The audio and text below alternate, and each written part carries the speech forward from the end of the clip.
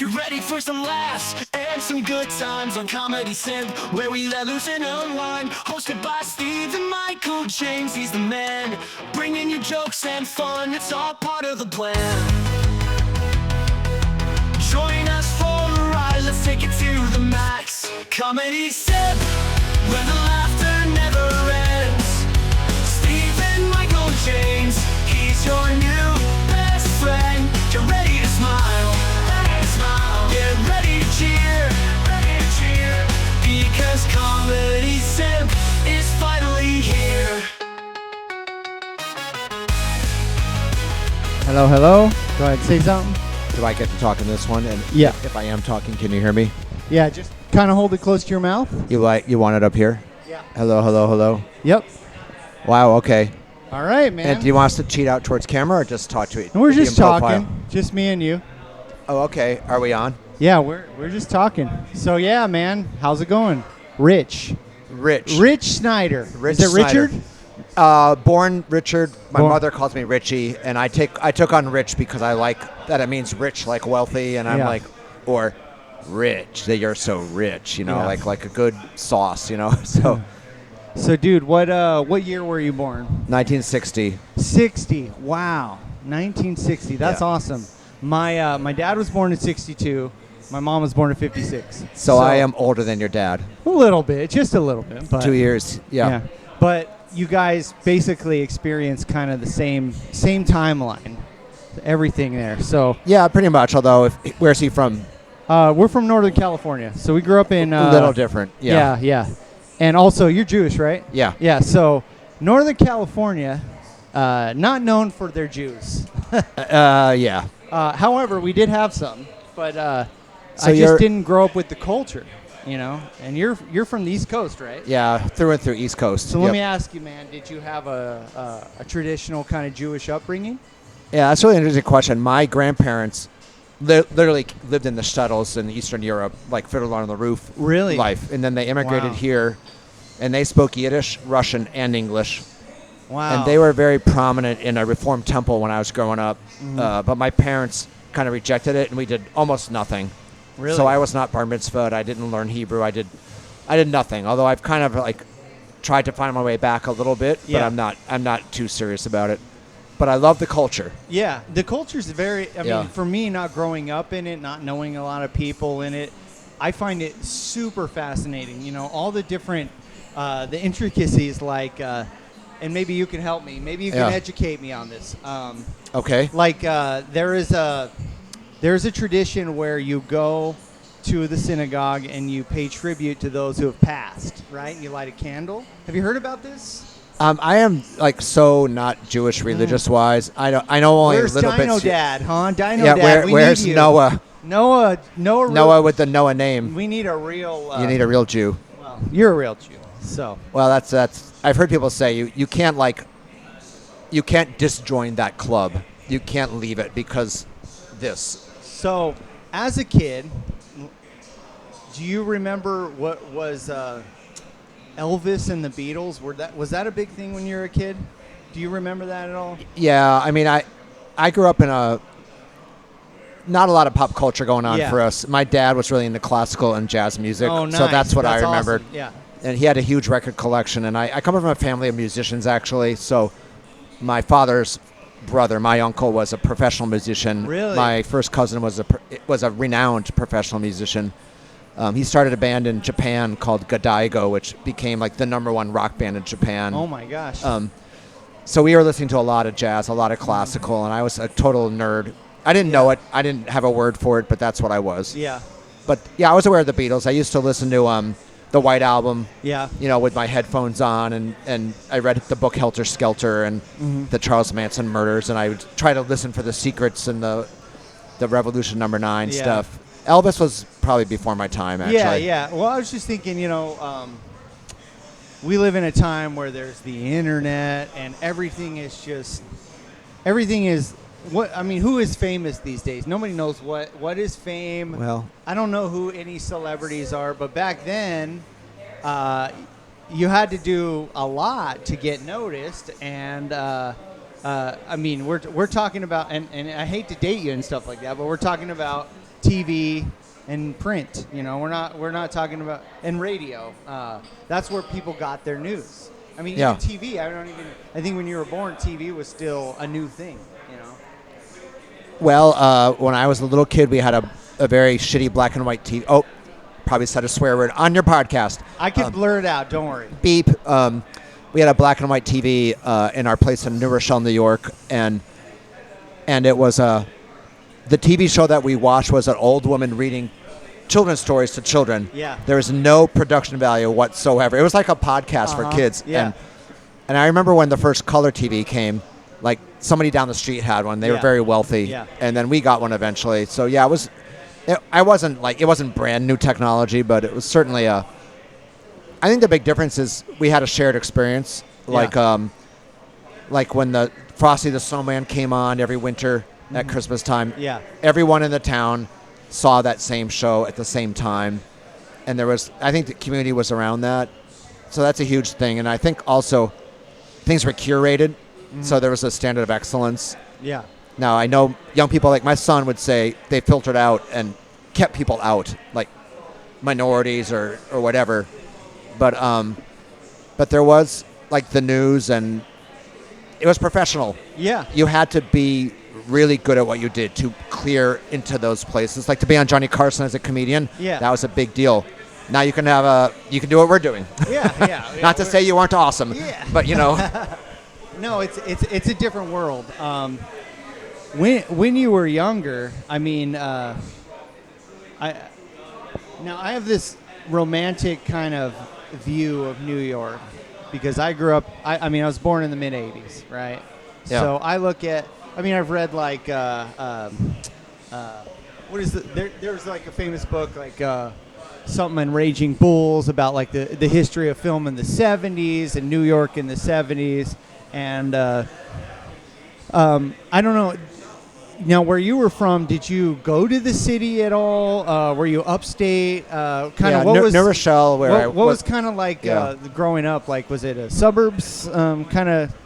Yeah, because I feel like as a person from California, I just have this opinion that people from New York are more educated. They're more aware of what's going on. They're more cultured in different things. That's all true. Yeah. Yeah, it's pretty much true. It is. Yeah. No, I grew up in little kid in New Rochelle, which is a suburb of New York City. And when I was little, we didn't go into the city that much. We'd go to the Bronx Zoo or Central Park, and then we'd come home. Or my father would buy bagels in his favorite place in Queens, and we'd leave.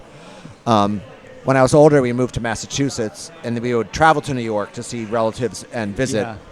And then, so my formative years were more in Massachusetts than New York City. But I went back and lived in New York for a year just before COVID happened. Really? And so, wow, pretty familiar with it. And but there's like I went to college in the East Coast in Maine. Yeah. And then I went to medical school on the West Coast, and we used to think a lot about East versus West. And of course, if you're an East person, you're very superior about it. You know, the West Coast people, they're so shallow. You know, they're all about entertainment and recreation. And you're not lying.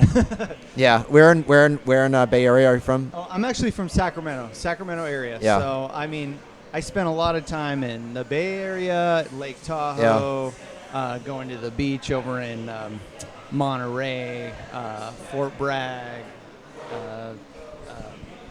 things like that. You know, Santa Cruz. You know, kind of that whole area, that whole mid-northern California. That's where I spent most of my life. Yeah. Yeah, I think I married a woman who grew up in San Diego, and nice. And I couldn't believe, like in my hometown. Yeah. And she was my age basically. In my hometown, nobody got divorced, nobody had affairs that we knew about. Yeah. It wasn't because it was conservative. It was just a small town in New England. Yeah. And her family, her father remarried 4 times, her mother remarried 4 times. It was like some soap opera. You know, they get divorced, marry the veterinarian. I mean, it's just, I had this feeling that California was so much more liberated, you know, in all ways than where I was, you know. It's definitely possible. I mean, obviously we had the Summer of Love and all that good stuff in the late 60s. But you talked about medical school. am I wrong? Or did you say that you had a career as an anesthesiologist? Right. Have a career. You as have an- a career. Currently. Everyone thinks I'm retired. It's Okay. like it's so not So, to. Well, the thing is, this is a comedy podcast, and we're here Yeah. to talk about comedy. But if you don't mind, I'd just like to ask a little bit about when did you go to school originally? Because my mom has been in the medical field for 40 Oh, years. what'd she do? So she's been a nurse. Like, Yeah. Well, she's retired now, but she was an LVN. So Yeah. long Yeah. time. I was in medical school from 82 to 80, Okay. 80.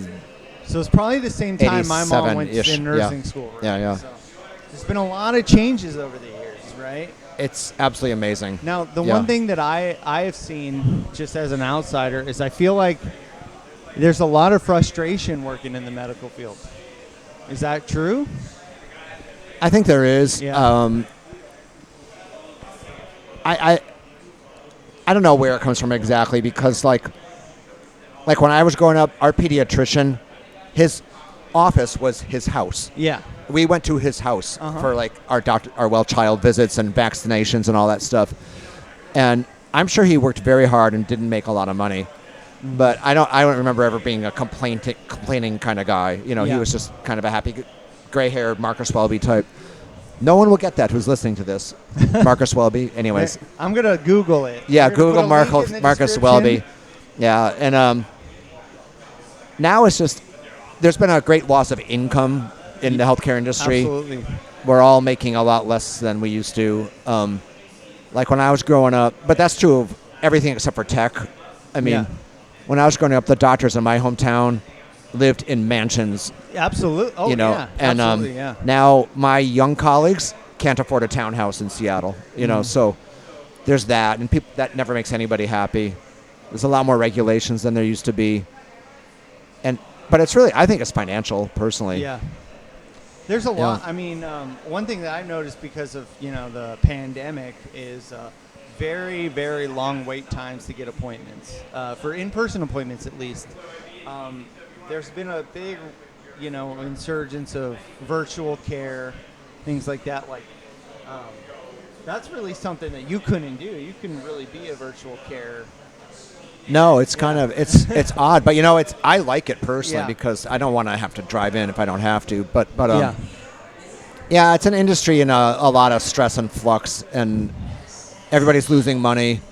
So when there's not a lot of money around, the service part of it's terrible. When they leave behind only you have to prove yourself to be sick to actually get care. And everybody's going to the emergency rooms instead of their regular doctor nowadays, and not to mention lack of insurance if you're unlucky Yeah. enough for that. So yeah, it's a weird industry, but when you get to be my age, Yeah. I can say shit like that.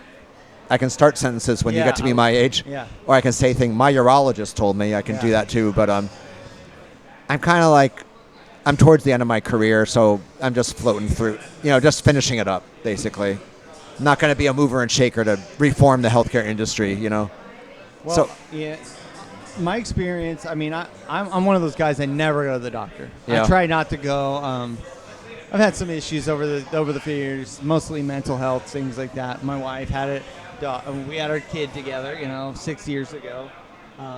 What I found is people who work in pediatrics and stuff, they really enjoy the work. Yeah. But the other types of healthcare, especially just general practice, it's rough. It's rough out there, and there's a lot. I mean, we can go. There's so many different rabbit holes we can go down. Things about the homeless issue and mental health, and how people say, "Oh, well, let's bring back mental health facilities," but who are you going to get to work at those mental health facilities? And that's why I bring it back to what you're saying. It's like, not only are the people underpaid, it's just there's just the idea of serving other people other than yourself is kind of gone away. It feels like, like there's still people out there fighting the fight. There's politicians. There's community leaders, but really like the idea of being a nurse, a doctor, a police officer, not the most appealing to, I feel like, the younger generation. And you said you have a child, so I mean, I don't know what you think. from their perspective. Well, none of mine wanted to go into healthcare, but Yeah. I don't. I was such an inspiration to them that they took one look at me and was like, we don't want to be like that guy. Yeah. Do some other stuff. But it's. I think all the glory and the money is in tech now, Yeah. and that's fine. But yeah, my kid's totally not interested. I was wondering. I was thinking about you on the way over here. I don't know if you could edit this if you want and cut it out, but. Yeah. I talk a lot about autism in my Yeah. comedy, and I think you have some relationship with that. Am I right? Not you personally, but in the family. Deal is, I have a daughter. She's 6 years old. Yeah. We moved here in 2019. Yeah. From California. Grew up in California. Friends, family, our entire life was there. Yeah. But we weren't happy. So we really wanted to make a change. And Washington was appealing to us because, for a multitude of reasons. I mean, her mom was from Bellingham. We came up here to Seattle for our honeymoon in 2015. Just because as a kid I was into Nirvana and all that kind of stuff. I really wanted to see Seattle as an adult. It's definitely not the city that I thought it was. It's not the city that I imagined as a kid. Maybe the city I imagined as a kid actually did exist. Maybe it didn't exist at all, but I still liked it. I still love being up here. In Northern California, especially Sacramento, it's hot, it's dry. Yeah. The first thing I noticed coming up here is so green. It's nature, the mountains, the water. There's so much water everywhere. Yeah. It's just really, I think it's good. I think it's good for your mental health. I think it's inspiring to see that. Whereas where I'm from, it's just fields and farms and just dry deserts. Yep. So with that said, our child was born in 2018. We moved here in 2019. No family, no friends. We had the pandemic happen. She grew up in a time where there's no family, like I said, and also no siblings. So she's an only child. And so she definitely had a delay, speech delay, developmental delay. There's even some things now that I think that most kids her age would be able to do that she can't do. Yeah. And over the years, we've had a lot of, and I was talking about earlier, these long appointment waits to get appointments and things. We've had speech evaluations. We've had, I forget what they're called, but the school evaluations as well. And finally, trying to get this autism evaluation, it was just so hard to get it through insurance, especially. There's a long wait list. To get it, you got to get on a wait list. Yep. Or you could spend $3,000 and go through a private practice, which we don't have, unfortunately. So my kid is definitely, she has an issue. We don't know what it is. Could be ADHD. It could be autism. It could be, what do they call it now? I mean, ASD, right? Autism I saw spectrum disorder, Yeah, so somewhere on the spectrum. I mean, she's a great kid. She's a nice kid. Socially, she has some issues. Could it be from being raised during COVID with no family or friends? Yeah. Or could it be that she specifically has, a developmental issue? So we finally have an appointment coming up at the end of the month. It's been 3 years, I think. 3 years, Jesus. Yeah, that we've been going back and forth with doctors and specialists trying to figure out what's going on with her. I mean, it's definitely changed my perspective on being a dad, being a father.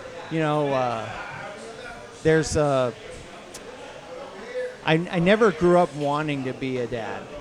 It kind of was more of I'm with this woman, this is what she wants.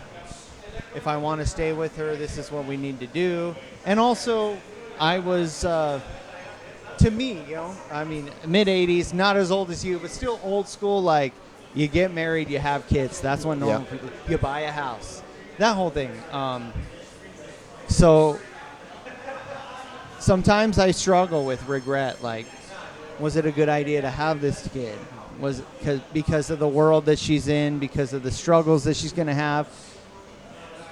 but ultimately, I mean, when I'm laying down with her, when she's going to bed, and we'll watch Ghostbusters news on YouTube. Yeah. I don't regret it at all. And it's like, I hope that as time goes on, I can educate myself and figure out a better way to be a parent to her and help her succeed in the world. But yeah, I mean, like I said, there's, I feel like,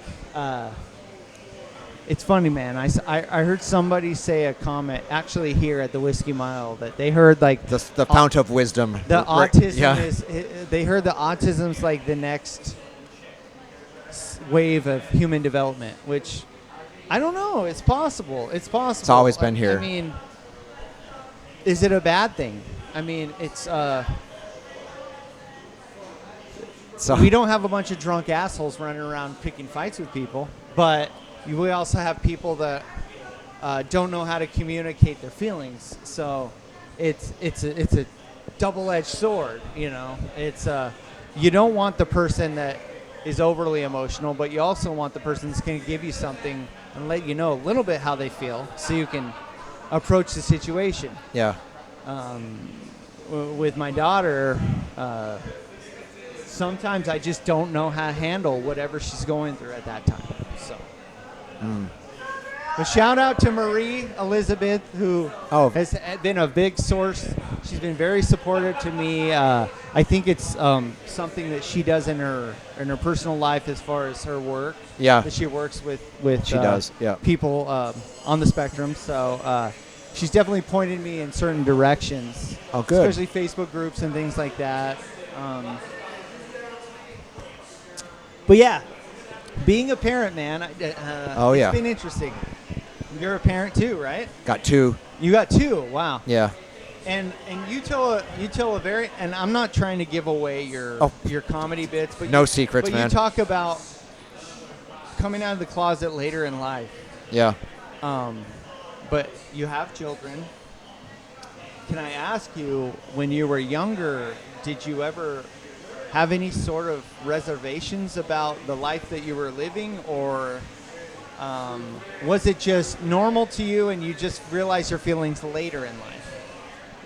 Yeah, you know, I used to be a member of a gay father support group, and something we talk about a lot and kind of hash through that stuff because all of them are like me. They're all old guys who were married, have kids, and now they're trying to change their sexual orientation, maybe. Because when you grew up, to be honest, when you grew up, it wasn't as accepted, and it was, even in New York, it was hard for somebody to be gay in the 60s and the 70s. Yeah. In that era, they were, I mean, I wasn't part of it, but, you know, they were raiding bars and beating the crap out of people. Yeah. And in my hometown,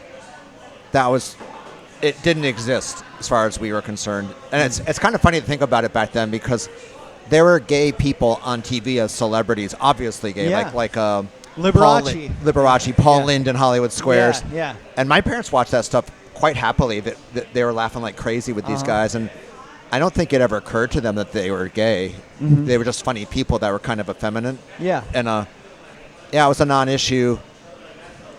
I mean, for me, you know, I kind of knew something was off. Yeah. And unlike nowadays, I think if you're in a progressive area and you kind of have the inkling of attraction to the same sex or whatever, it's like, yeah, fine, whatever. I'm doing that. Yeah. But back then, that was like, you suppress that shit, you know, because it's dangerous and it's not, there's no path. There's no path to it. There's no way to do it. Yeah. The people who were doing it were very brave, and I wasn't one of those brave people. Because you're like meeting up at gas stations, and you never know if the guy's like a predator and he's going to kill you or whatever. And then AIDS comes along. I mean, I had an inkling, like, I remember watching Tarzan movies when I was a kid. Yeah, yeah. And ironically, my taste in men is still the same. I was not into Tarzan. Too muscular. Yeah. I liked the boy. the fucking teenager. Sorry about the language. Yeah. You know, and I just felt that feeling of attraction. I know now I can have words on it. And I was like, and I just knew, no, bad. Yeah. Bad. And then I do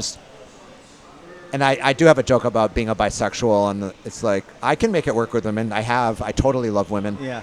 It's just that it's not that many are attractive to me, whereas a lot of dudes are. So so I am kind of, but I made it work, and I there's the gay guys who are cheating on their wives and Yeah. screwing around with dudes. That was not me. I never did anything with a guy until after my divorce, and I didn't even want the divorce. Yeah. I was kicking and screaming into that, and so afterwards I just remember the moment was one of the women at work, a nurse who's a friend of mine, she's like, I have all these friends that want to fix you up. You're such a good catch, this and that. And I almost threw up in my mouth. Yeah. Because I just knew that I couldn't do it again. Yeah. You know, I had been with 3 wonderful women, and my last one was a long marriage with kids. Yeah. And I was just like, I can't. And I didn't want to be gay either. So that was all. It was traumatic. Worst years of my life, hands down. But And yeah, what years what time period was this? I was a while back now. It must be like We're like the 90s. no, I'd Early say 2000s? early 2000s. Yeah. I think yeah, So about 20 years ago. maybe 15. I'm not 15. exactly sure, Yeah. but you know, How old were But there's your an kids? autism- Your there's a- kids were young at the time? they were young. We got divorced after we lived in Italy for a year, and that would have been they were like first grade kindergarten at that point. Yeah, and then after I got divorced, I wasn't doing the gay thing that was kind of a hard sell for me. Yeah. Get the pun? Hard sell. We have to do comedy. Oh, yes. Right, yeah, there you go. But I remember the first time with a guy, I was not impressed. Yeah. I was just like, this does not feel right to me. It's not good. And I kind of, later I think about it, it's like marijuana the first time. Mm-hmm. No one likes marijuana the first time. Yeah. Well, maybe you did. No. But a lot of people don't. Yeah. Or don't remember it, maybe. Yeah, and I'm like, well, that's what they told me when I first started smoking marijuana in college. My Californian roommate, who was a stoner, he was like, yeah, you're not going to like it the first time. You're not even going to feel high. Yeah, it takes a few times. And that's what my experience was with guys. Now I'm all in. Pun. Yeah. Well, dude, you seem happy. You seem very happy. It's I got both obviously, best of both worlds. I can imagine probably it was probably a rough time, for the marriage, for the did the kids have any sort of issue with the adjustment? Were they really young at the time? No, well, you have a kid. Kids are very self-absorbed. Yeah. And that they can't watch their favorite TV show is way more upsetting to them than some parental drama, which very true. they really don't care about. And so they were fine. I mean, I think the divorce was inconvenient in a way, and if you talk to them, the fact that they moved eventually to Santa Rosa, actually, not too far from Sacramento, I guess. Great place, yeah. Well, they didn't think so, but I like it down there. But it wasn't dramatic for them. It was dramatic for me because I thought I was going to be alone for the rest of my life because I wasn't going to do women again. The guys were off limits, and I don't like being alone. I'm working on a joke. I'm not a cat. I have I can't entertain myself. I can't lie around the apartment, and I need affirmations and company, and I just didn't see a route to it.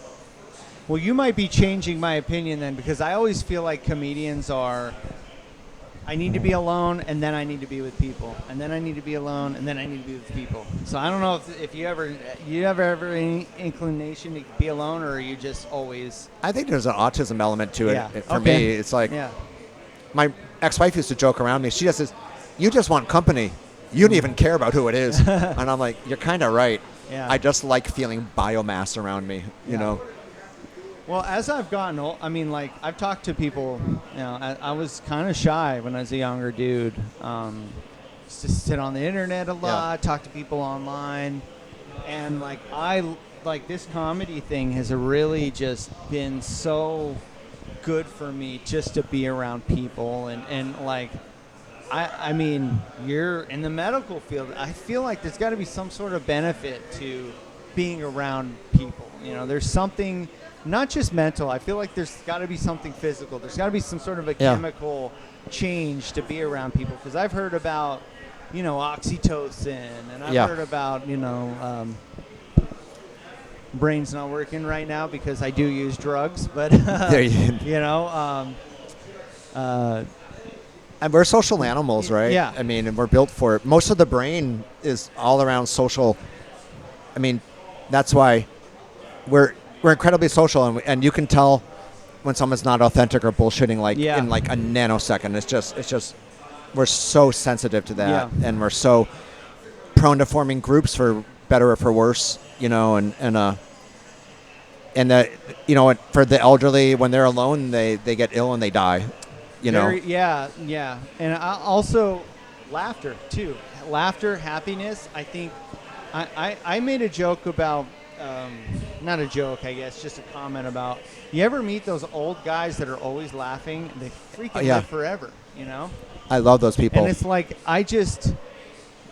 before I changed jobs recently, I used to fix garage doors. I worked for a garage door company, and I would see all sorts of different types, young people, old people, and it's depressing being around a sad old person, a person who's alone.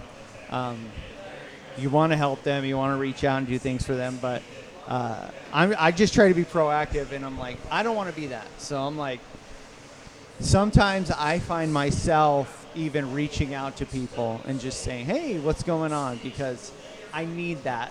I need that reaction. Yeah. You know? And it's hard when you have kids too, because the current model, which is not a good model, is, you know, single family home, you know, nuclear family, and you're just so isolated, and as wonderful as a small child is, you start to yearn for adult company. Yeah. You know, and it's just like they need to be with each other, and so that village life is what we're evolved to be in, and we just don't have that now. I mean, I had it a little bit when I was growing up because we had a small town, you know, but in a city, everyone's like isolated. It's really weird. So many people and so much isolation. Yeah, right? very true. Yeah.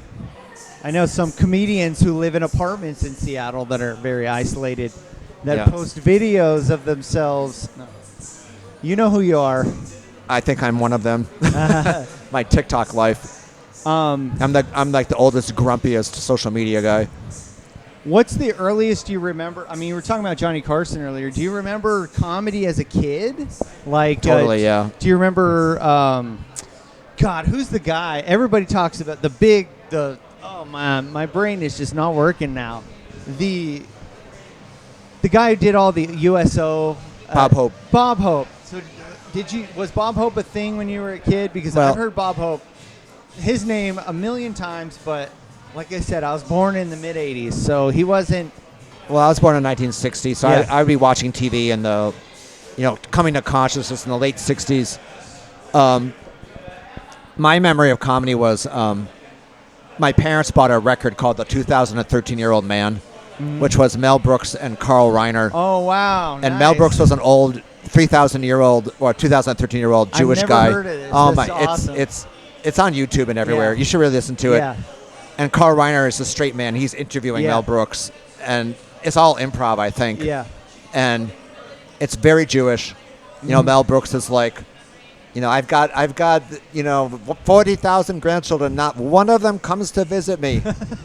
You know, and my mother and father would come to the cave, and they wouldn't come in. It'd be raining outside. And I'd look at Mom and Dad, come in, have some Brontosaurus.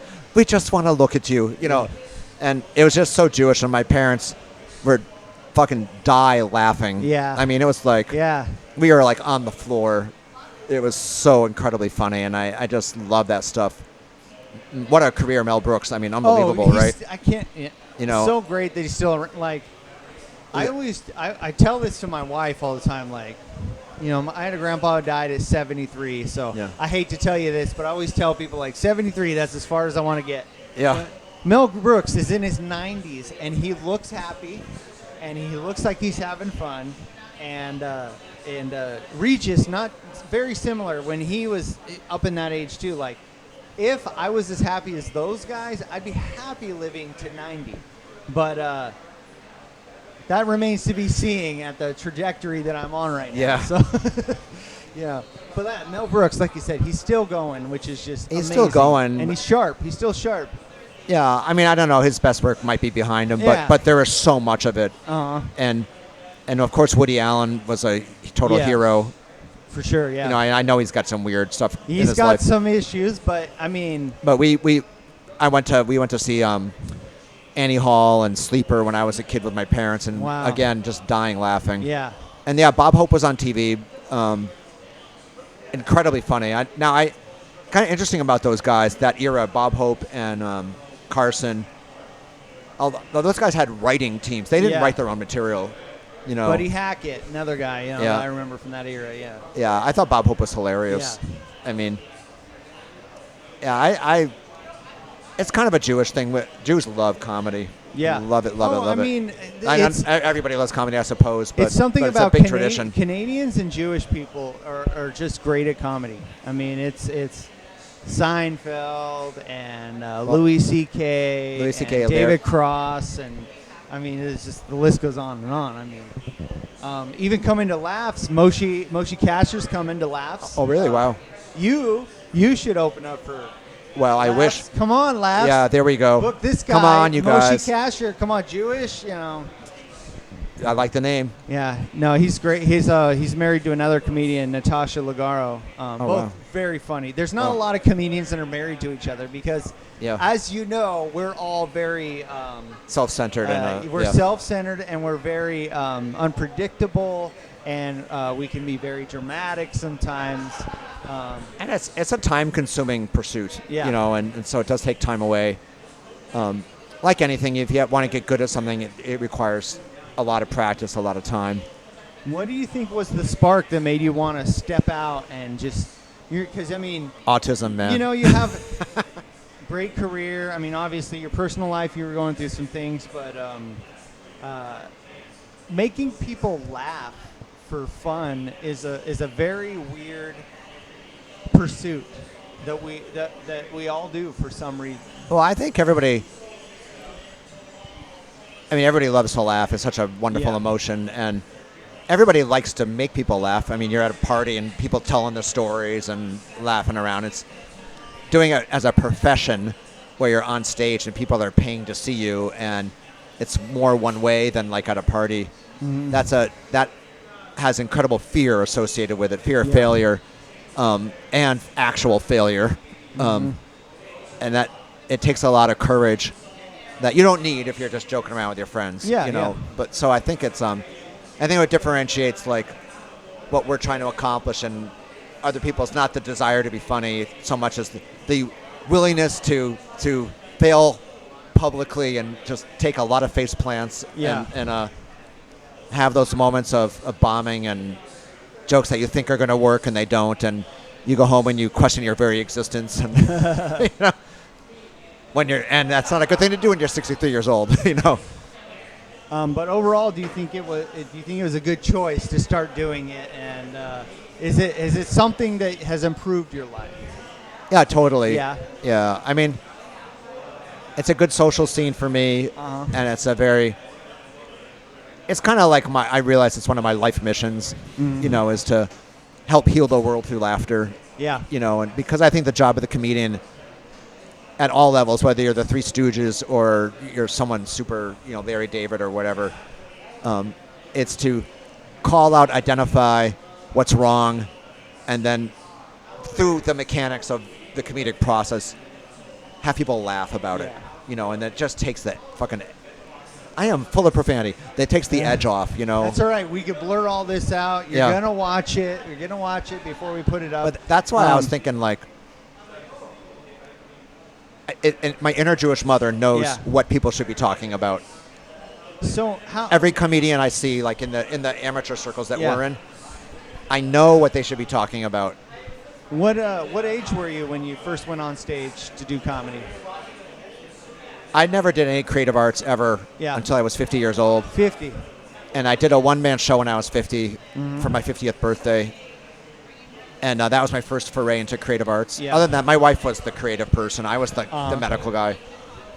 And it's kind of I really flow around with synchronicities. You know, if some invitation appears to me, I usually try to say yes to it. Yeah. And I was at a spiritual retreat in Ojai, California, at something called The Work by Byron Katie, and I'm watching a YouTube video or something, and it's someone I know who's doing a one-man show.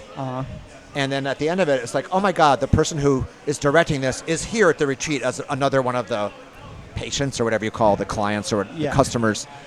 And I was talking to her, and I just blurted out, I think I want to do a one-man show. And she's like, we should do this. So we wrote it together for a year, and then I performed it for like a few hundred people, rented a space out, and that was my first stage experience. What was this show about? Was it like it was biographical. I called it In Search of Richard Snyder, after like In Search of the Yeti. And it was kind of like all the way from growing up as an elementary school kid all the way to the present day. And it was like Spalding Gray style monologues. Comedic elements, to be sure. Yeah. About an hour or so. Wow, and after that, I was like, I think I can do this stuff. And then I started going into acting and improv theater and did a lot of acting. And I was producing I've done a little movies. bit of acting too, yeah. I did a semester at community college. Good stuff, man. Yeah. And then I was like, and then I figured out I had autism. Really? And then I was like, no wonder I'm not an emotional machine on camera. No wonder I can't cry because I can understand the circumstances of this scene. I have a hard time too, yeah. And I'm like, it's too much work to do this. I'm a funny guy. I monologue. I might as well just do that. Yeah. And that's how I started, you know. And now I'm going to get back to acting. I got myself an agent. I'm going to go back. Nice. But, that's exciting. I think I could just see you on those. I hate to say it, but I just see you as a doctor. You know, on those like 911 shows and things like that. You would think. Yeah. But I have a friend who gets cast a lot as a doctor, and he's not a doctor. Really? But he looks like a doctor. Yeah. You know, that's how it goes in acting. Maybe you could be like the villain. I might be the patient. You could be a villain on one of those shows, like NCIS or yeah. No, I don't know if you want to be the villain on one of those. But I'll be in the hospital bed complaining. Have you been on film, like did any productions or anything like that? Yeah, I've been in films, mostly student film, Yeah. and then I produced a couple of shorts Yeah. that did pretty well. And the last one was about assisted suicide in the elderly. Really? Which, kind of a heavy topic. And the one before that was comedic. And I acted in them. It's hard work. But at this point, I don't want to produce movies anymore. Yeah. It's stand-up is a wonderful art form. You know, this is I was talking to our bartender over here. Yeah. There's I used to play music, and there's so much AI going around with the AI music. Even now it's starting to get into the videos, and it's just I don't know how you're ever going to be able to replace the person speaking to the other person. I just don't know how AI could ever take the place of the comedian or the poet or, you know, the performer, as far as getting the message across. And so that's why I really love stand-up, because I just it's literally the source. There's no bullshit behind it. It's literally, you can't hide. If it's bad, it's bad. And yeah, if it's that's good, true. it's good. And there's no trickery. Well, I think you're right. It's very exposed. There is bullshit in the sense of we all are defended and don't want to be too vulnerable, you know, in front of strangers. Yeah. And so for me, it's a continual journey to try to be authentic as possible. You know, it's like, what are you going to talk about?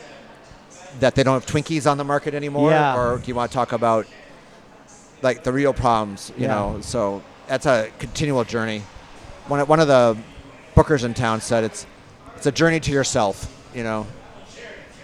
I think that I was almost ashamed, I think, of being vulnerable on stage and wanting to look cool. I just didn't want to. I wanted to, I don't know, create this image of myself. I want that was cool. The cool comedian. Yeah. And then I got to this, I wasn't making anybody laugh. I wasn't writing anything good. And then I started writing about, like, liking a certain type of woman. You know, a type of woman, like a bigger woman that isn't necessarily the most popular that guys like. and it was kind of a vulnerable thing for me. Now it's like in the culture, it's normal. But when I started doing comedy stuff and talking about that kind of thing, that's when I started getting laughs, and I started actually feeling like I was connecting with the audience. And so, being vulnerable and opening yourself up helped me grow as a person, and also helps me grow as a comedian.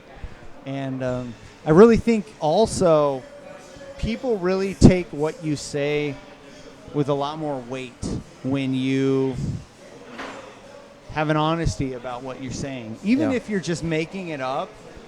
If you're telling it in a way to where, I don't know, you've been around and been to a lot of open mics, you can tell when somebody's not in it, you know. Yeah. And when they're not in it, no matter what they say, it's just not going to go over well. And then there are people that maybe don't have the best material, but they tell it in a way to where it gets you, and you're dying laughing, and you don't even know why you're laughing.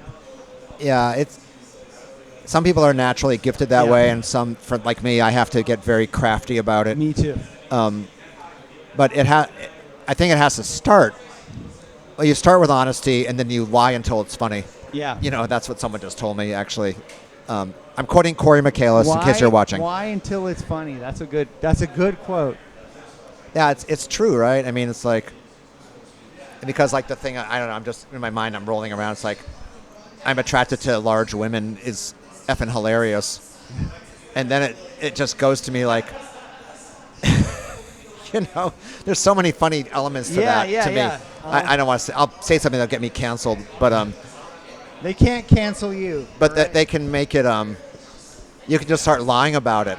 Yeah. You know, like I go, you know, they have those like obesity clinics. I go there to pick up women, which you don't do, but you know, it's like, but,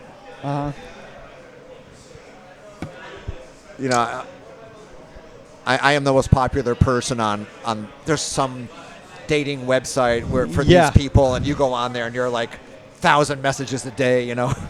Well, I do have a joke that's in that similar vein that I'm going to tell tonight, but I'm not going to give it away. But I think it's good. It pushes a little bit of the boundaries a little bit. I don't know if Comedy Bar is the best place for me to tell this joke, but Tacoma Comedy Club, maybe, you know. Well, there is like that's another art form, is to not hurt people's feelings. There's no point in that. It has to always be, to me anyway, making fun of yourself and not anybody else. Yeah. One thing that I started really, when I started, it was easy to just make a shocking joke. Yeah. Maybe not necessarily make somebody laugh, but it's easy to shock somebody. Just here's something, oh my God, you gasp, there you go. Now, it's how do I make a joke? Not a joke. How do I make fun of something without hurting somebody's feelings? And that is basically my mantra that I've been working on. Like, not all jokes are making fun of somebody or something, but a lot of them are. And it's like, ultimately, I just want to put out good energy, but I also want to make people laugh. And so, one thing is making fun of celebrities. Celebrities are in a spot where, you know, they're above us. They've had more success. So you can make fun of them a little bit. Politicians, you can make fun of politicians. Now, making fun of people that have had traditional struggles, not necessarily the best move. And also you don't know that material. You only know your own. Yeah. You know, so I don't know what it's like to be a trans person, an Asian person, whatever. I have no idea. So, but I do know what it's like to be me. And what about me really sucks. So I got a long fucking list. So it's like, you know. And I found that the more that you give to the audience about yourself, the more unique it makes you, and the more it makes you stand out. Like, I didn't know about your other career outside of comedy. Yeah. And I've only seen you do comedy a handful of times, so I don't even know if you bring it up in your in your material, but I feel like with the amount of years that you've been doing that job, there is a million things that you can bring up. All the different situations you've been in, all the different people, places you've worked at, all the issues at home versus your job and things like that. Yeah, there's a lot there. I'm working on a set about aging and about being an older senior doctor, which I am, and because I'm doing a show at a plus 55 active retirement community, and I want to talk about aging, which I know a lot about because I'm aging. So I've been exploring I have some wonderful material about being a senior doctor that the young people don't respect, which is that's hilarious, right? Yeah. I know more than them. I'm better than them. And it means nothing compared to someone who's cute. So it's like... Yeah. Oh, man. I remember, when I was a kid, doctors were still smoking back then. And the doctors, they had gray, silver hair. Yeah. Like Marcus Welby, who I've referenced already once, but now it's Doogie Howser land, That's that's a reference that even people aren't going to get. Doogie Howser. What was that show? He was on a Grey's Anatomy. I don't know. No, he was on a show like a sitcom, like the white My Wife and no, that's not it. You mean the actor who plays Doogie Howser? Yeah. I don't remember. Yeah, what is How I Met Your Mother? That's what it was. Shout out to that guy for having a second career. He's actually gay. He's gay, right? Yes, gay he actor. is, Neil Patrick Harris. Yeah, very good. Absolutely. Yeah. Great actor. I tripped over him once. Really? Yeah, that was my touch with greatness. We went to see a Broadway show in New York and got there late because the train stopped on the way over. And they let us in, which normally they won't. And so we're crawling over people who are already seated during the break between songs. I just kind of face planted onto my chair. And my partner was like, "Do you know who you just tripped over?" Neil Patrick Harris. And how great is it that in that TV, I didn't watch that show, but in that show, he played a straight guy who was a womanizer. Oh, really? Yeah. So. Acting is acting. Typecasting, right? Yeah. Well, gay guys are the hottest guys, Yeah. That's the way it goes. Are they really? Yeah. I don't know. Well, not necessarily. I think this pommel horse guy, although he might be gay, I don't know. I feel like I am more attractive to men than women. I haven't had a lot of women that say, "Steven, you're a good-looking guy," but I've had a couple guys at the Shanghai Room give me a couple stares. Really? Yeah. Was one of them me? On a Sunday night. No, not you. I try not to engage in that way with anybody. I've never been good looking my entire life. At least that's what I felt. So I feel like until I started doing comedy, people never ever made comments about me or the way I look or anything like that. That says something about the quality of attractiveness amongst the comedic community. Yeah, I guess so. There you go. You've risen to the top. You finally arrived. Who's the most? Let's see. Who are the most handsome comics in Seattle? I want to say Adam Tiller. I constantly bring that guy up. Although the hair, Adam, gotta do something with the hair, man. I don't remember. Is he bald? Adam shaves his head. He does a buzz cut. Yeah. But he's fit. He wears the hoodies, the tattoos. Yeah. Good looking guy. Who else we got? Who's another good looking, handsome person out there? Keon Larry, very handsome guy. He's fit. Yeah. Fit, bald, goatee. Keon. I think you're expressing a little too much enthusiasm for the men. No, I actually have I do like guys. Like I'm not attracted to guys, but I have this it's because I didn't have brothers. You know, like I do have brothers. I have an older brother who's 9 years older than me, different dad, same mom. Yeah. But he moved out. Yeah. When I was young, and then I have 3 half brothers that my dad had from his second marriage, but I didn't grow up with them. So whenever I have friends or best friends, they're like my bros. Like I'm a big fan of. Here's the odd thing: if you look at pictures of yourself from 5 or 10 years ago, you will find yourself hot. You're always hot 5 to 10 years ago, always. And so you have to think of yourself now Yeah. from the 10-year in advance perspective. And then Very you're like, true. Yeah. Very true. Yeah. I do look at myself and I think, man, I've aged quite a bit. So. Yeah, and I'm like, I look at old pictures of myself. I mean, when you've been around for a while, you like my marriage. I was married for 18 years, and Yeah. our pictures when we started and when we were done, we aged, Yeah. and we were so effing cute in the old days. And now I'm like, oh my god, How is your relationship with her now? very good. Very good. Yeah. Yeah. I mean, you guys have kids together, so obviously it's. I would imagine. I mean, Well, she's, much to her credit, Yeah. It was my intention. I love intention setting as a spiritual practice, but that we would have a very happy family with everybody involved. And it has definitely happened, but I would credit her on that one. Yeah. 'Cause Well, you said it was kind of you were the one that wanted to stay married. Yeah. So was she the one who was kind of encouraging you to kind of? Well, I mean, that's kind of a dilemma in a long-term relationship is I don't know why we're designed to lose sexual attraction when we get used to somebody, but Yeah. it's just like, and maybe it's a dude thing because we want to keep on fertilizing. I Yeah, don't know, uh-huh. but I just figured after 18 years of marriage, the lack of attraction was just completely normal, Yeah. and she was not in agreement with that.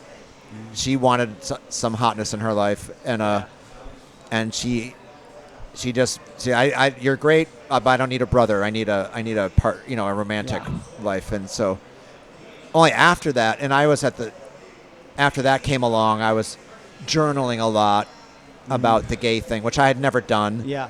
But I was processing it, and she actually read one of the journal articles. Oh wow. Well, not an article, my entry. Yeah, you're writing. Yeah. And then she was mad because she was blaming herself yeah. for the divorce, and then she's like, well, now I know what's going on, and that kind of made things a lot more difficult. It's tough, because you put yourself in her shoes, you could feel like, oh, she feels like maybe she wasted her time, but honestly, if you really look at it, you guys have two great kids together. I'm sure you guys had a lot of great memories together. Yeah, no, it didn't work the way that it should have, but are you happy? Is she happy? I don't know what should have even is, but I think it's fantastic. Yeah. I hope she's happy, but I know. See, there's comedic material in the. Yeah. It's in my mind, but it hasn't turned into a bit. Like, pizza is always good, right? Yeah. Oh yeah. I'm 63 years old. I've been eating pizza my whole life. It's delicious, as good now as it ever was. Yeah. But in a romantic partnership, it doesn't stay that way. It's like, why are we designed like that? It's a design flaw. That's what it is. God. I will say, so I've been married since 2015. My wife and I have been together for 12 years. Yeah. And really, I would say when I started comedy at the end of 22, her and I were not in a good place. I was ready to walk out on the marriage. I was ready to get divorced. I was not happy. And what we did, and I didn't want to do it, but just because we had the kid together, I was like, all right, let's do counseling. We'll do marriage counseling. And it wasn't until then that I really realized this is what I want, and I need to communicate. This is what I want, and this is what she wants, and I need to listen and really, it's a thing that I don't think all people ever get to the point. I don't think not everybody reaches that level. They don't reach that maturity. Some people throw out the towel before they hit that. And then some people like you realize, okay, no matter what I do, this is just not working the way that it's. She realized that, not me. Yeah. Yeah. But yeah, I mean, for me, the reason it works is because we spent almost a decade in a bad place. In a what? In a bad place. Oh, okay. So and now nowhere to go but up. Now it's better. And it's almost as if like we started over like year and a half, 2 years ago, because I feel like we're even different people now. But like you, for the most part, like you said, most examples the older you get, the longer you're together, it's not as good. It doesn't. The pizza's just kind of plain at that point. For me, the pizza's odd. been getting better, but that's it was very bad for a long time. Well, that's Yeah. my intention for a relationship is I call it the super hot, thriving romantic life partnership, Yeah. and that the hotness keeps on going up. Mm-hmm. But it changes in quality, to be sure. Yeah. Yeah, it's there's a guy named. No one's going to watch this moment of the podcast because I'm going to go super autistic meta here. There's a guy named Robert Sapolsky who's a biologist at Stanford. Uh-huh. And he's got some great talks about how some animals are pair bonding for life. There's some birds that do that. And then there's some animals that the males want to have sex with as many females as they can. Yeah. Those are like baboons. Yeah. And there's genetic markers for each of that. We humans have both. So we're simultaneously pair bonding monogamous beings. And at the same time, especially for dudes, we want our harem. Yeah, yeah. And it's like that is behind all like movies, literature, comedy, drama. Very true, yeah. And so a romantic partner's never gonna eliminate the desire for other people. Yeah. I don't think. You just gotta so then you control that. Yeah, and it's really more emotional based. It's not physical based. It's you want to spend time with that person and you want to get to where. Wow, look at this. Hey, what's happening? It's like hi, Jordan. How are you? It's like having What's up, man? a boa How's it going? constrictor crawl. I couldn't. I wanted to interrupt. interrupt so bad. I'm so sorry. I just wanted to lean over like the booth and be like, "What are you guys talking Say about?" hi. We are talking Hi. about sexual attraction over Yeah. time with with a partner, and how it diminishes. We talked about How it autism, diminishes? homosexuality. What do you think leads to the comedy. diminishment of sexual attraction in a partner over the period of time? 2 minutes. Yeah. Keep going, Jordan. I'm doing great. Are I'm we, doing fine. Are we talking here? We're rolling. Are we talking? Yeah, we're rolling. Okay, we're talking. Yeah, we're rolling. I would ask you the question. We are trying to figure it out. I think it's the mystique. I think that there is some sort of. I think that the attraction comes from not knowing, and there's like a little bit of danger involved in that. Yes, But the danger. longer that you're with someone, the more you can essentially predict them based off of past confrontations or et cetera like that. So you kind of know. Well, you're totally right. In fact, I don't know why I'm geeking out so much about this. There's an experiment where they have like two groups of people, and you're rating how attracted you are to this other person. Uh-huh. In one group, you're just confronted with them, and they're a 9, they're an 8. Right. The other group, you walk across this very scary beam that's at a great height above something, so you're kind of scared at the end of the walk. Okay. And you get there, and then you rate somebody. And the people who have Did you say rate? Rate their Okay. attractiveness. There was another word that I thought you might have said, and I was like, Not rate, this rate. is Rate. definitely going a Rate different with a T. direction. Anyways, the people who are in a state of fear had higher sexual attraction.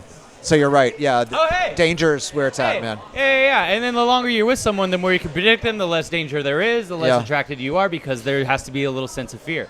And I think that's why, like, And- a partner usually likes someone with, like, oh, I want someone who's spontaneous. I want someone who's Yeah. this. I want someone who's that. And that kind of, like you said, it kind of leads to a little bit of fear, a little bit of, like, danger. And I think that is eventually what would diminish sexual attraction. And that's why you just got to keep it fresh in the bedroom. That's like what it Well, I is think- essentially, Oh, kind of There's the- adding There's to. the comedic element. It's like once you figured out that you need danger, then it's like, yeah, before we get together, I'm gonna like do a free fall parachute jump. You got to be down at the bottom of that thing for me because I'm only gonna be good for 10 minutes afterwards. I'm coming down hard. Yeah, there you go. Yeah. I went to a sex shop with my wife actually like a couple weeks ago. Oh, Which one? man. I've been to one, too. You I mean went to Lovers. I went to Lovers. You went to which one? The one near- Everett, in downtown Everett. Oh, no, No, that one was over in it's creepy. It's The one very- near SeaTac?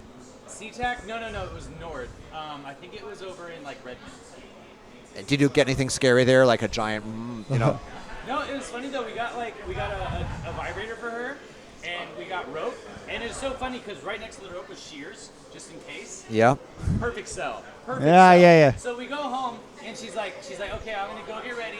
get the vibrator out. And I was like, yes. And so I'm like opening up the vibrator, but it's like taped. And I'm like, no. Shears, though. Shears. Yeah. I had scissors. I opened it up with our sexy scissors, and we were on the go. And she inserted it into you. Absolutely. Yeah, there you go. But it was the big vibrator. It was like the magic one. You know, The I'm Hitachi. very disappointed at the selection that Lovers has, with it being the chain, the Walmart of adult stores here.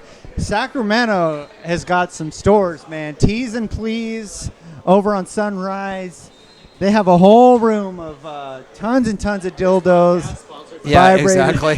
I was thinking the same fleshlight, all sorts of I stuff. was really impressed by the customer service because, like, we walked in. They are nice. They are good Oh there. my God. Yeah. It was like an older, balding, goateed, pale man, and I was like, "This is gonna be bad."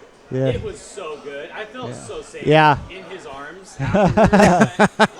Like during, he was like, "Yeah, so this does this." Like he was like he was a great worker. He was a fantastic salesman. Sex aside, like he was like, "I like doing this because it's fun, but like I want you to get the most out of it." Yeah. And he was a really good guy. I completely forgot his name, but shout out to the guy at Lovers. And, like, Yes. in there. I think Redmond. you might want to train for that job. You I could don't be think I'd be as good as you could be No. his like acolyte. I don't think I could Yeah. do that. Yeah. I don't think I could. I don't have faith in myself. Yeah, Yeah. got to have I would just confidence. be using all the stuff. I'd be like, no, you figure it out. Wow, isn't it crazy, Rich? You know, 2024. We're talking about toys. We're open with our sexuality, our gender. I mean, obviously, born in 1960. Now 2024. Yeah. What's next for you? What's You next for me? What's up with Increasingly you said large toys. No. You said yeah, obviously toys, but you said you're ending your first career, and you're gonna we're at focus. the closing of the, You're gonna the focus. podcast here. Are you gonna I gotcha. focus? No, you're gonna focus on comedy, right? I mean, That's my goal. Yeah, I mean, you got a lot of stuff coming up, man. I saw you Yeah. going to. You were at Gotham, right? Gotham that Comedy was Club in fun. New York. Yeah, That's amazing. How was that? it was fun. I mean, I was not in the big room. Yeah. You know, I can't It brag doesn't totally, matter. but it was. I being was in New at York- Wy- The question was, were you in Gotham But- Comedy Club? Yeah. Yeah, I was in it, You were. and Yeah. it's New York, which is always It's great. a legendary club. Many Yeah. people that people pay money to see are at Gotham all the time. So you got to Yeah. share the stage with legends. No, on October 1, I'm reducing my regular career work hours, Yeah. and I'll have more time to do this comedy stuff. And I'm just going to play through for a few years, kind of half and half, and see where this can go. Yeah. You know, I think I'm pretty ambitious, and I'm unlike you young people. I have a limited time scale. Yeah. No, I was talking to the owner of one of the clubs in town, and she was like, one of the comedians was saying, oh, he was like drunk, and he was like, I just suck so bad, blah, blah, blah. And she's like, listen, it takes a really long time to master something. Yeah. And I asked her, so how long does it take? And she was like, well, how long it take you to master what you do? And I'm like, 15 years probably. And she goes, there you go. And I'm like, I don't have 15 years. Yeah. 10 max. Now, I So- will say, and maybe you agree. Disagree. I think people that start older progress faster because they have more life experience and they have more things. Like some of these guys that are doing comedy, 22, 23, Gavin in Tacoma. What the hell are you guys talking about? Gavin in Tacoma, I don't know you. No, Yeah. he works at he works He's at a nice kid. No, he works at Six and Proctor. He's like he's got to be like 21, but he's hilarious. But like his stuff is 21-year-old material, you know. Like, I mean, you have more material, but I think what I have that a lot of people don't is I have a sickening work ethic.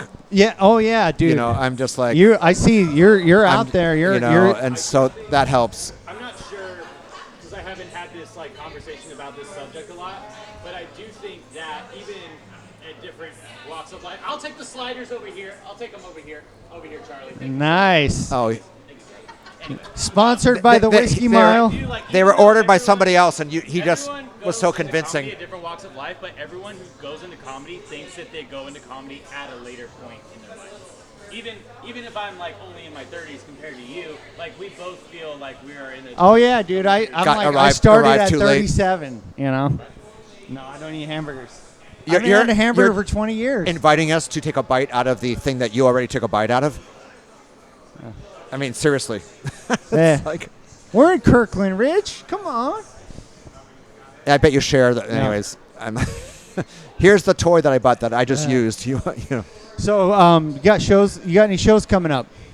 I'm competing this weekend Club Comedy, at Club right? Comedy, Yeah. and then I'm auditioning for the Seattle International Comedy Competition, and I got one of those showcases at Laughs at the end of the month, Nice. which are nice to have. And Who's but my show at usually- Horizon House is my big project because So, I'm producing that one. I don't know who you're on the shows with, but I don't either. on Laughs, I've seen Michael Aguilera, Adam Tiller. They're always there. Yeah. I see Andy. Awancio. Yes, Yeah. Andy's great. Mitch Schaub, who I signed up earlier. Yeah, he did that thing. A lot of great people. At Laughs. Rich, who are your favorite comics that you like in Seattle? Locally? As far as friends or people who make you laugh? I'm a hard laugh. I don't know about you guys. I'm like the worst audience member. It's hard to comedians. just- It's hard for us to laugh. Yeah. And it was just really weird. I mean, like, I was at the hula room, and one of the waitresses like, "You guys are the worst audience." I'm like, I know. This is kind of weird. There's a guy. I really want to talk to him. This guy named Ben S. Shout out to you, Ben S. Ben S. He's this like very nerdy looking thin guy, and he's very strange. And Where does he normally perform? he does club comedy. Club Comedy. All right. Well, look out for this guy. Ben S. Ben Ben space the letter S. Yeah. And he's just like crazy, and I laugh because he's doing no one else is doing what that guy does. It's so creative, and he's like my guy. I love Jay Marks, but I just love him. Jay Markovitz. I opened there for you- him Oh, nice. once. Yeah, I like the intelligence. Jay is underrated. Not by me. I think that he should be getting more shows and more gigs just because the guy has really, really good material and he's great on stage and he deserves more than what he's getting. He used to host the that terrible open mic, and not terrible.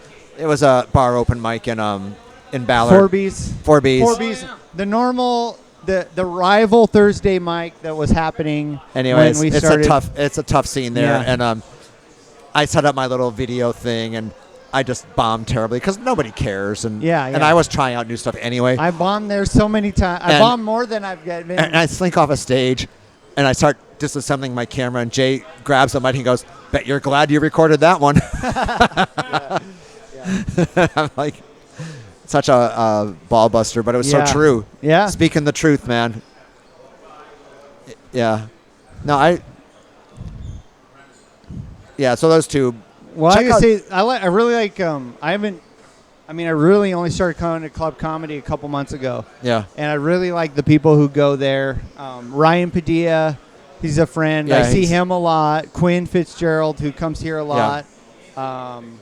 But there's people there that I don't know that have been really funny. Allie Knowles is a trans comedian. Yeah. She's been really funny. J.R. Berard, I only saw him one time, but he was great. He's kind great of a host. Yeah, he's a good host. Oh man, who's that guy's name? I'm so sorry, Asian guy. He's Asian, and I want to know Kevin Shao. Yes, Kevin. Sorry, Kevin, you're funny. Yeah. So, yes, Yeah. Kevin, Well, I got your name, Kevin. You can edit this thing. Yes. No, I don't want to edit. No, I'm not going to edit out. Oh, you got to It's- edit it, man. I like to. Well, I don't like to, but I do. There's always an identifying factor. Like I said, gave a shout out to Corey Bennett. I'm like, Corey Bennett, gay comedian, but he's still just a great comedian. Doesn't matter Yeah. whether he's gay or not, but he talks about dating on stage, so I figured it's okay to say Yeah. he's a gay comedian. And what kind of comedian are you, Jordan? He's just a comedian. I don't know. What they saying? What's your brand? I don't even know. I would do. I've been going with the words because I think someone said you need 3 words to describe your act. Yeah. And I think that I said charming, blunt, and dark. I think those words. That works. Yeah. Those were the words that I used and Yeah. it's kind of paying off a little bit.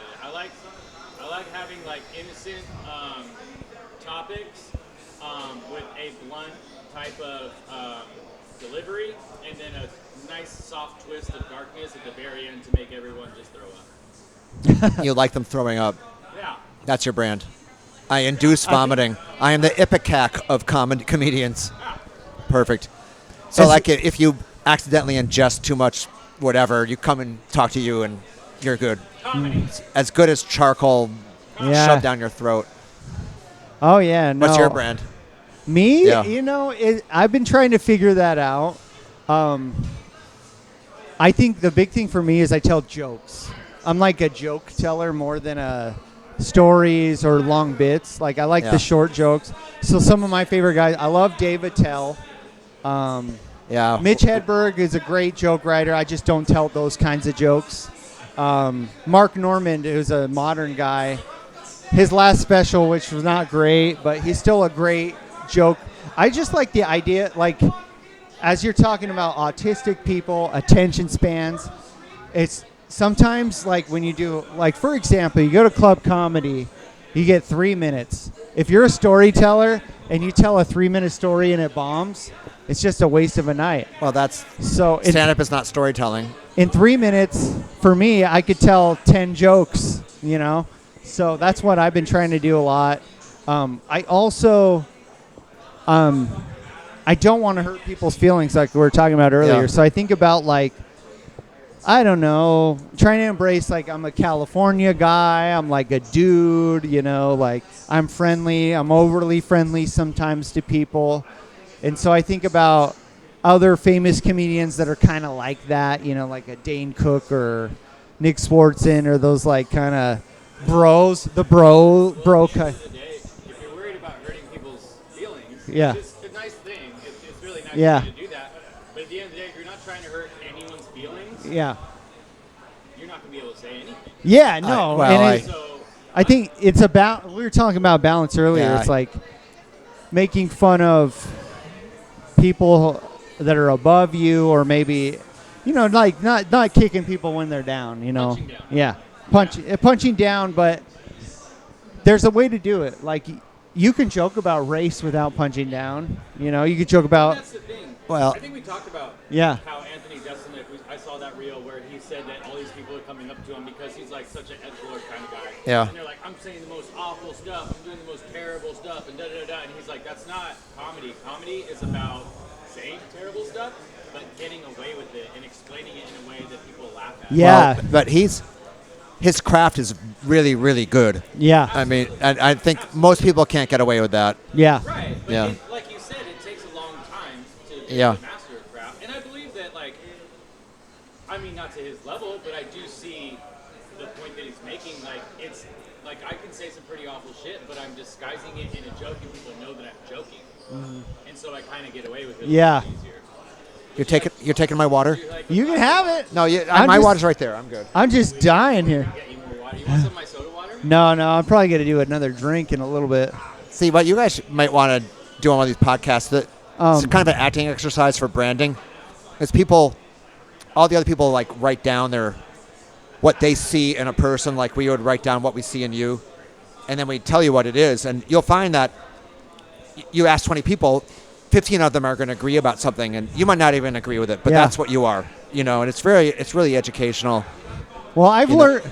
I was just And, gonna like, say, what kind of roles would you play? What kind of roles would you play? I've learned that you when know? people, like, joke about me or roast about me, it's always about, like, he looks gay. Yeah, that's pretty much it. Like, he's not gay, but he looks like it. He could be in the closet. This Here's and my thing, though, which is I'm fascinated by that thing that you just brought up, because if 15 people think that you are one thing, do you steer into that, or you do Oh, you yeah. and then bring out a completely opposite of what they expect as a sort of surprise to make them possibly laugh harder? Well, you're still using it as an artistic source, though. Okay, If you know okay. what you are, Yeah. you know. I was Yeah. Yeah. Yeah, and I mean, it's there's a quote I really like from what would you do in your position if you had 15 people say, "Oh, he's just a charming old dude. Would you take that and go, I'm going to use that against you and make you believe that and then turn it into something saucy? Or am I going to steer into it and make all these really wholesome jokes and you're going to like me because it's what No, I don't know. Really, it's more of an acting thing, I guess. Like, what roles are you going to be cast in? But it is kind of a maybe the comedic one is like, what's wrong with this guy's life? Yeah. Because some people go up, and I know what's wrong with their life. Either they told me or I can see it, and they're not talking about it. And it's just like, why are you talking about nobody drives a convertible car anymore? I mean, which is interesting, but it's not nearly as interesting as what I'm looking at. Yeah. You know? Right. I had a friend. So maybe that's the comedic version is like, we should all write down what's fucked up about each of everybody. What mental disorder does this one Yeah, have? I exactly. had a friend out of back where I used to live, and I saw her on stage for the first time before we were friends, and I was like, this girl's way too pretty to be on stage. And I told her that. The second time I ran into her, she's like, oh, I did that show with you over at that club. And I was like, I remember you. Why are you on stage? Yeah. Like, she's just so, and I feel like But that was just such a strange disposition because obviously as a comedian I know she's a comedian. Yeah. I'm in a comedy club. Hi Jason. And Yeah. I was still like, wow, this girl is so pretty.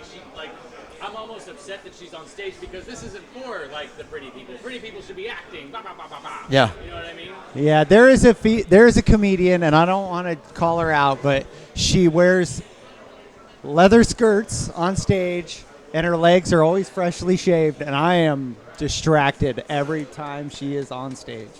Okay, maybe you're not gay. After all that conversation. Yeah, I guess so. But I just can't. It's my fault as a man. I need to change my thinking. But I'm just it's like the whole thing about wearing pants. Like comedians wear pants on stage, which Nick Cody breaks that rule immediately. Rule today. Well, it depends where you are. Yeah.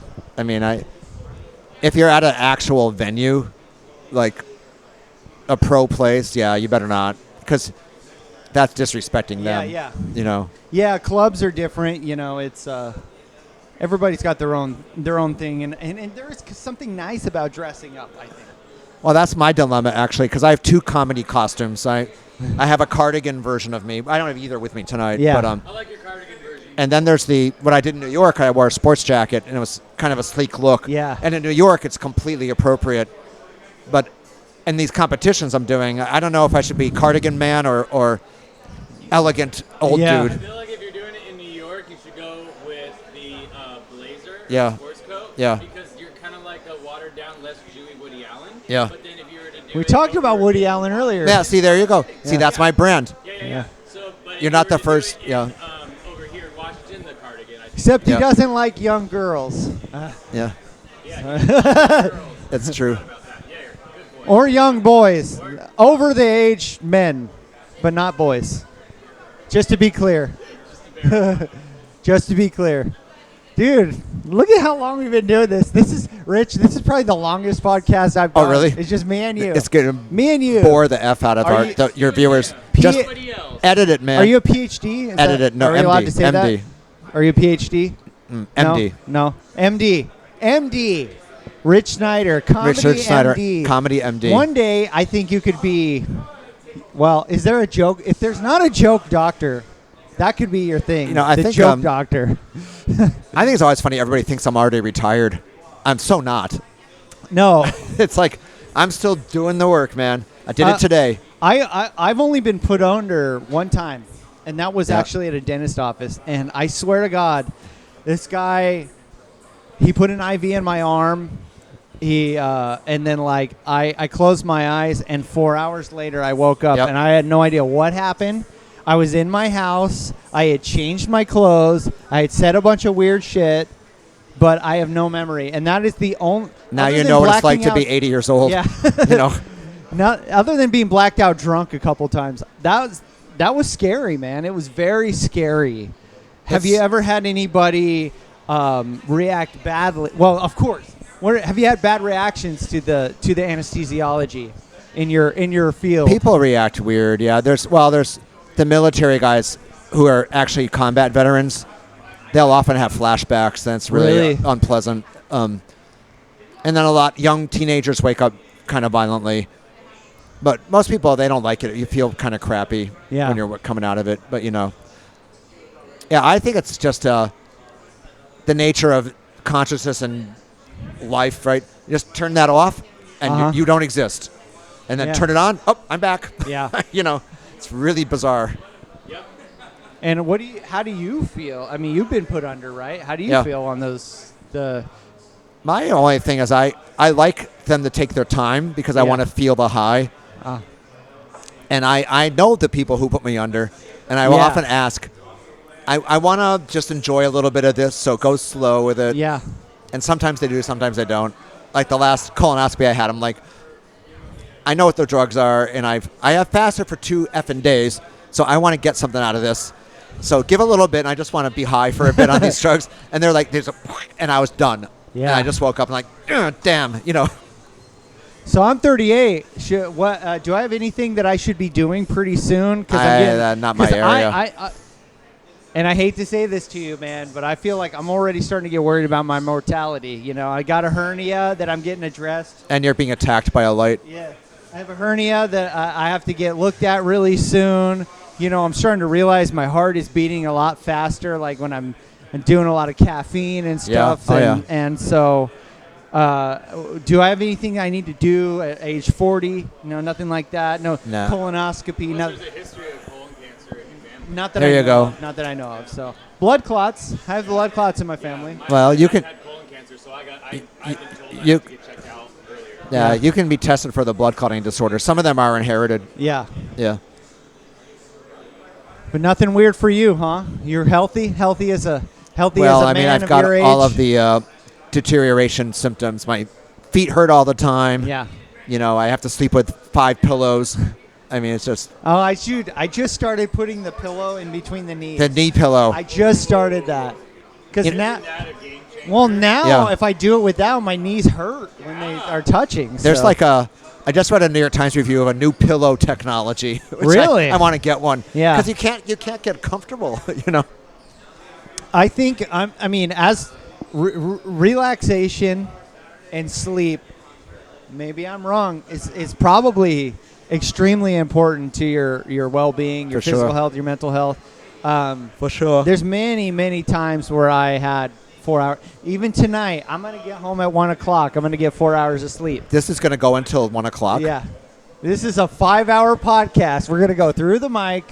No, I'm just kidding. I'm just No, gonna. I usually I live in Granite Falls, so it's about 45-minute drive from here. Wow, And this but- place closes about midnight. And so. you hang after the open mic?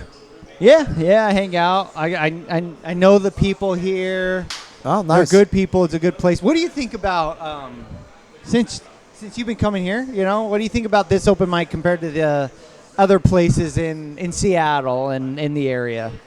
It's been pretty good. I feel think like it's- you've had some good sets here. It's good. I mean, it's a bar mic, so it's Yeah. got the pluses and the minuses. I think you can try stuff here without having some booker or high-profile person watching you where they're judging. That's good. But, it's not a paying audience. They're not here to see any Yeah. one of us. Uh-huh. So the read from the audience is harder to get. But if you get a laugh, then that's really good, Because I'm going to run my competition set tonight because Yeah. I need to practice Oh it. yeah, absolutely. And it might not go well, but I'm going to do it. It's just like I can't take it too seriously when there's a lot of distractions around, Yeah. Plus, I don't have any other options. Yeah. I just got to do what I'm going to do. Well, it's nice to be at an open mic with regular people. Yeah. Tacoma Comedy Club, they'll occasionally get people that just show up to watch the mic. Here we get people randomly. But sometimes you'll go to like Tony V's and it's all comedians and they've all seen your routine a million times. And that's a great time to just rant or practice crowd work. And Love me a good rant. yeah. yeah, I mean, I one of the teachers, a guy named Greg Dean in L.A., he said, if you think the audience isn't going to be giving a read on material, don't do material because you're just going to get depressed. Yeah. Just rant and explore things with them, and you might get something out of that. You might say something funny, and you get practice ranting, which is the fundamental background to all of it, right? Yeah, there are some guys. I don't know if you knew El Maj. He's Yes. a comedian here. Yeah, He's- that guy, man. That guy He's- could go for 25 minutes. He's a really genius-y guy. Yeah. I don't know what happened to him. He's in Minnesota now. I think He had like a wife and kid there or something. I don't right? know. I don't know his personal story, but I think he was from there originally, and he came out here for whatever reason. But El Maj, he's a comedian that was here, and Yeah, no. he He's one is of those great. guys that I would actually sit down and listen to. yeah, There's not that many, yeah. you know. And I'm I not might just not saying, even listen to myself. I'm not just So- saying his name so I can clip this and put it on Instagram, but yeah, he's always he's at the Acme Comedy Club in Minneapolis all the time, and the Mall of America. I've never been to the Mall of America, which is like I want to go. They have a Nickelodeon theme park in the mall. Yeah, I know we're talking about millennial stuff here, Rich. You know, I know, I'm like- malls. No, I'm sure- malls are what I grew up with. Well, man, I bet in the 70s and the 80s, malls were the thing. You know, They were it the was, thing. It was the teenagers were hanging out. You would Well, go there for your well, Christmas shopping. Even with my mother when I was little, we went to the mall. Yeah, And those places, I went back to my hometown when my parents were ill and they died, and yeah, I went to those places. They're all ruined, gone. yeah. It's it's like it's weird. It's weird going to a mall now because most of the malls are either it's weird. they're It's going, half empty or they're just the same stores that every other mall has. You know, the same Forever 21 or oh yeah, it's all cookie cutter now. yeah, Hot Topic, Spencer's. Are you talking about the shoes, Clark's? Yeah. Because that's old school. yeah. Clark's where you got your ear pierced. Oh, okay. Oh, that's not old school. Claire's? Oh, Claire's. Yeah, Yeah. Claire's. There's, yeah, you're right. They're still around. There's, Clark's was the shoes. I took the K. Yeah, I bet. but back in Rich's day, we had like Woolworths. Yes. And, Macy's. yes.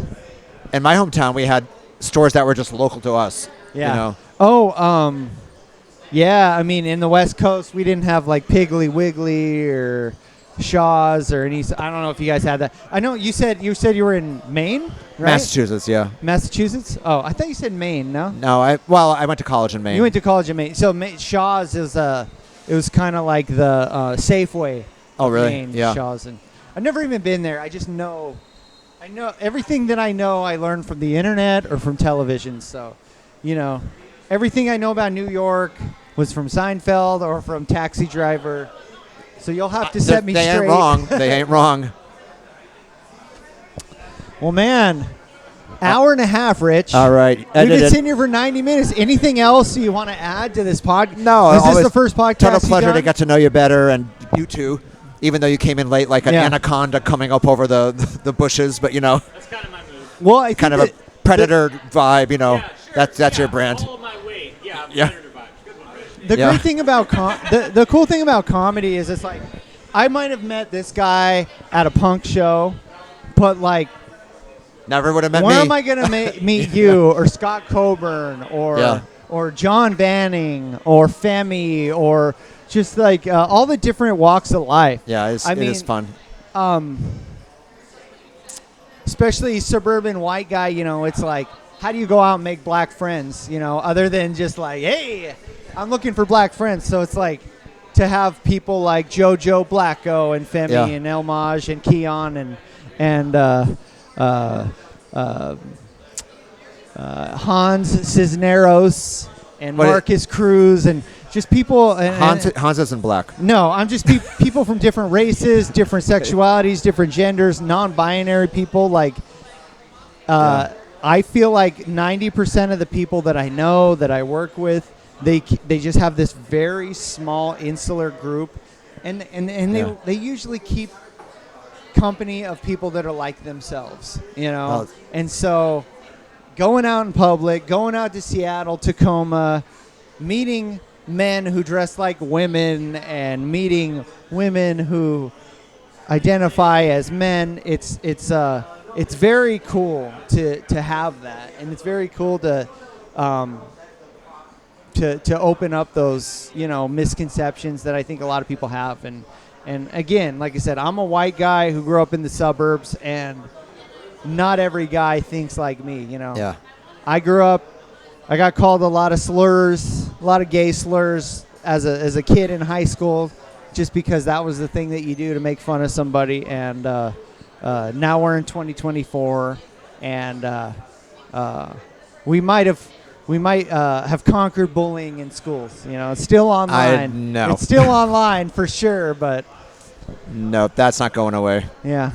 Well, yeah. I have a friend too who's a teacher, so I hear a lot of the stuff on the ground level as well. Yeah. So. But yeah, man. Thank you Let's again. go entertain the masses Yeah. here. Thanks for coming out here, You're supporting. welcome. Hi, people. Supporting comedy, coming out here. Yeah, man, you're quite a figure, and it's really cool. Like I said, for me and you to sit down and talk and tell your story, and I really feel like, you know, comedy is. It's really great to watch a good comedian, but to get to know the comedian and follow that comedian and follow their development and watch them grow, it's a whole nother level. And a lot of my favorite comedians are people that I saw years ago that are now big names. You know. Oh, good for you! Wow. And they're and people that when I started doing comedy were just open micers, and now they're getting booked all the time. And so it's really cool to follow that. It's really cool for you to share with the people out there. And if people want to know about you, they follow you. It's at Rich Snyder, right? At Rich Instagram. Snyder Comedy. Rich Snyder Comedy. Snyder Comedy on Instagram, TikTok, all around Seattle, YouTube, website, richsnydercomedy.com. But you're often traveling to the East Coast, Yeah. New York. You got friends and family And out there. I right? post goofy, funny little videos about all sorts of stuff. I'm sure anytime you want, man, you want to come out and feature here at Whiskey Mile, I have the authority to give you that. Well, somebody might have mentioned that a while back, but never booked me. But that's okay. It's okay. It's because you got real bookings that pay money. Yeah. I guess so. I don't remember which of you it was. There's some young guy. Yeah. Some young, white, Hot. Yeah, Yeah. white cis males. But Yeah. But yeah, man, at Rich Snyder Comedy, you can follow him. He's got shows coming out. All right. Anything that he's got coming up, I'm going to post in the YouTube description so they can check your shows out. You're I always love at Laughs. You're always at Club Comedy. Comedy/bar? You Yes. there too? Yes, So yes. You can find this guy in Seattle. You can find him in New York. You can find him in Chicago, Phoenix, Tampa. Everywhere that wants to book Rich. And the Horizon House, a fabulous retirement home in downtown Seattle. He's going to be... I'm not moving in yet, but I am entertaining there. He's going to be going full time on comedy soon, and he's ready for those bookings, people. So That's right. And yeah, man, Sam's open mic. Appreciate you coming out. All right, thanks, Anybody who man. wants to come do comedy, you never done comedy, try it for the first time. It's here at the Whiskey Mile in Kirkland every Thursday. Jordan, who was here talking earlier, he's our host. I'm the guy who designs flyers and make videos, and sometimes I tell jokes. And looks like we got some people here. All right, so let's go thanks make 'em for laugh. enduring the heat, Yeah, Rich. I know. I'm like schwitzing, as they say. All right. All right. All right, man. Until the next time, enjoy it, support comedy, and listen to your doctors, people. Yeah. Get Don't your go. colonoscopy. No MMD. Make a real appointment and talk to a professional. Don't self-diagnose. And with that, That's it. Thank you.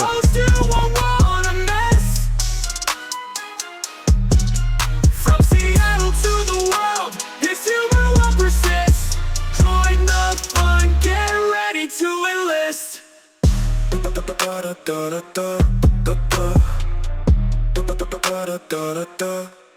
Spitting fire.